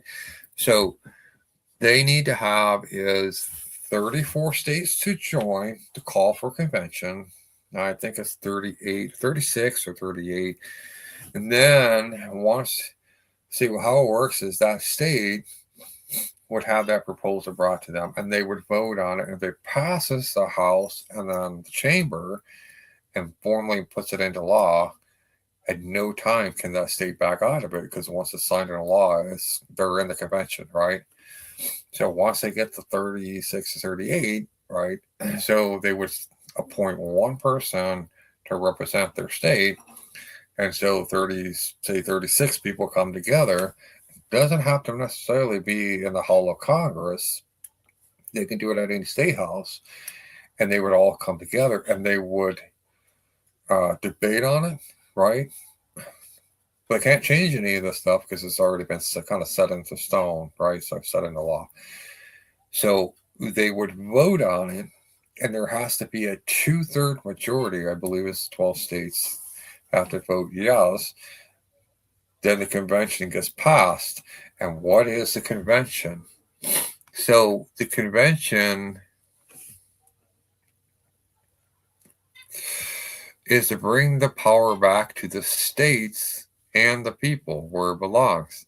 Unelected bureaucrats in Washington, D.C. shouldn't be allowed to make sweeping decisions that impact millions of Americans. But right now, they do. So it all boils down to one question. Who do you think should decide what's best for you and your family? You or the feds? So we vote for the American people every single time. What is Article 5 Convention anyway? So Article 5 is the U.S. Constitution that gives the states power to call for a convention to propose amendments to the Constitution, okay, it takes 34 states to call a convention, 38 to ratify. Okay, so 38 states to ratify any amendments that are proposed. Our convention would allow the states to discuss the amendments that limit the power and the jurisdiction of the federal government. Okay. Impose fiscal restraints and place term limits on federal officials. Now, you guys have just witnessed where 3 members of Congress wrote a bill to get it passed, and 57 members voted yes, and the rest of them voted no. What makes you think that they would actually pass a bill that's going to limit themselves, right? Have fiscal responsibility, term limits? Absolutely not. That's their bread and butter. This is going to force them into being fiscal responsible. Okay, this is where Doge comes in. This is where all the money's going, right? So they have to be fiscally responsible. States can hold them to that. 2, they can serve 2 terms and that's it. When they're done, they're out. Okay. So are we making any progress? You better believe it. Since the convention launched in 2013 in response to Obama, we have been spreading like wildfire. With millions of supporters nationwide, we have petition signers in every single state house district across America. And we're actively working on all 50 states to pass the Convention of States resolution. Okay. So you can see up here, it says they have a victory in Kansas. So Kansas becomes the 20th state to pass the COS resolution. Okay. So this is a map currently of every state. Okay. And everything that's in the green they've already passed it. All right. They're part of the Convention of States. The ones in yellow have passed it already in one chamber. They got to pass in the second chamber. Okay. The ones that are in blue are active legislation this year. Okay. So the ones that are all in white, they haven't even brought this into legislation. Okay. They haven't even considered it. So if you or anybody you know that's involved in wanting to have term limits, right? We have a lot of influencers out there that have been talking about, hey, we need term limits, right? Need to get involved in this. This is how we the people, we exercise our authority over our federal government, and we can do so through our states.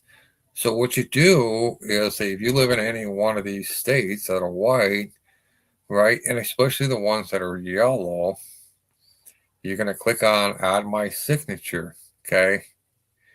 What you're going to do is you're going to fill this out, and what happens is they will send your signature to every one of your state legislators.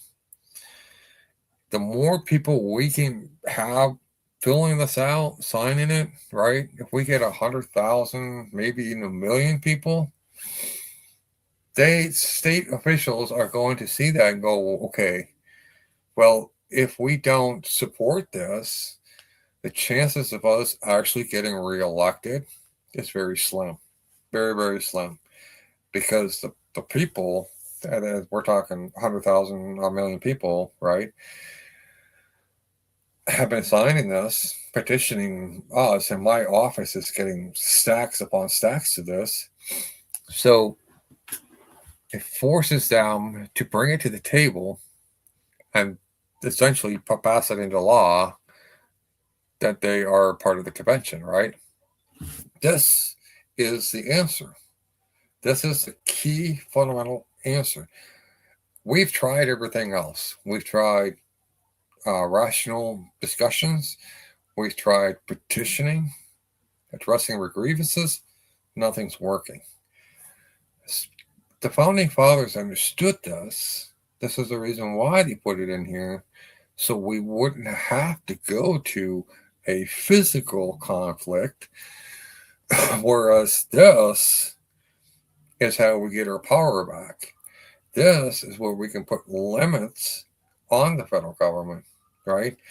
This is where it essentially this would lead to an abolishment of a lot of three-letter agencies. Okay, understand a lot of these three-letter agencies, they fall under the executive branch. They don't fall under the jurisdiction branch, which is the Congress. Okay, and they certainly don't fall under the judicial branch, which is legislative branch, which is the Congress, and it doesn't fall under the judicial branch, which is the Supreme Court. It falls under the executive branch. Okay, all these different agencies, right? And there's a lot of agencies that we can live without. All right, and by having fiscal responsibility and term limits and everything else, we shrink that. And this is another thing Trump is trying to do is literally shrink the federal government down massively, because it's gotten so big and so out of control, where they have actually killed American citizens on American soil numbers of times. Okay, and nothing's ever been done about that. All right, families have sued the federal government and won, but what does that change? It doesn't change anything. It wasn't until a recent Supreme Court decision saying under well, it was a case where fishermen up in the Northeast were suing the Fish and Wildlife that they can't just write a policy. Okay, it's not even a law; it's just some policy that they put out, right? Saying that we can do this or we can't do that, or flip flop back and forth every month or every other day or whatever. It has to be entrenched into law, and that's the law that everybody goes by, right? So, and a lot of three-letter agencies over the years have abused. They've been running under that system where they just write policy. Well, they can't do it anymore, but this takes it even further with limitations. So, with the fiscal responsibility comes into play. This would, in turn, end up eliminating a lot of these three-letter agencies that we don't need, and we limit the scope of what power the federal government should have, whereas the power returns back to the people as well as the states. States decide in state matters, all right, unless it affects all the other 50 states, then it becomes a national matter. And that's how it's supposed to be. And so this is how we, the people, we take our balls back. Okay, we get our mojo back, whatever you want to call it, right? We get our strength back. And the strength of unity is right here.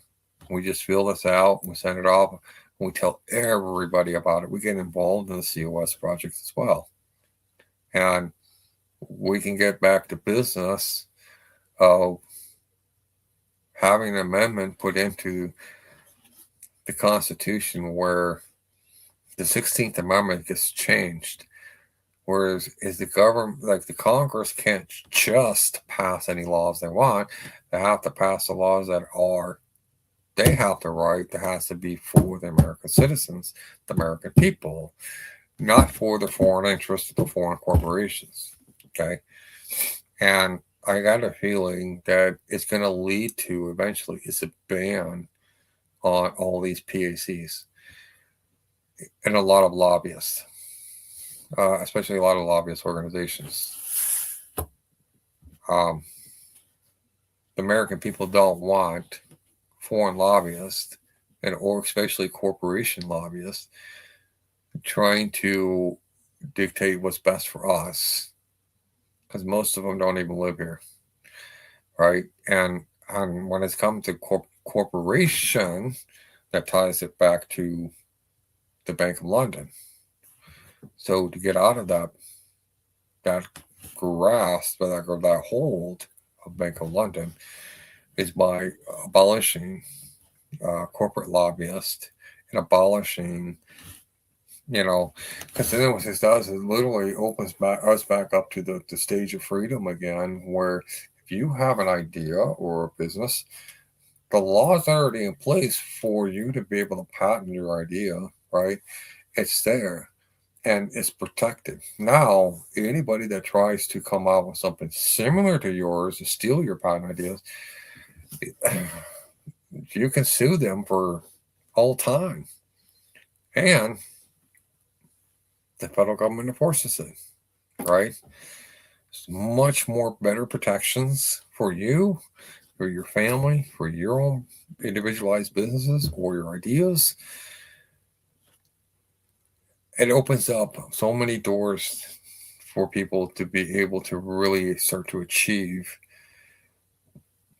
the ideal of the American dream and be able to succeed, right? If the opportunities aren't there because they're constantly being taken away from us by the C Corp, right? The system that's coming from the Bank of England, as well as foreign lobbyists. Well, we're now in a position to compete with anybody else in the world. And we can hire people, American people will hire our neighbors, friends, family, it becomes, and you're going to see is the middle class is going to, well, the middle class is going to thrive. Middle class is going to be well better off as it's ever been. And it's the way it should be. But the only way we get there is everybody gets involved in the COS project. That's the only way. The world right now is controlling us through Congress. We just saw that. We signed this, set it off, and then we tell everybody else about it. That's how we win. And that is what Trump is trying to accomplish for the American people. So that's all I got for today. I want to thank you guys for watching. Be sure to like, share, and get this information out so we can save America and get back to not living in fear constantly because of the mainstream media. We can definitely hold our federal government, mainstream media, and everybody else that wants to see the end of us to account for their crimes against us. So I love you guys. God bless you, and God bless America.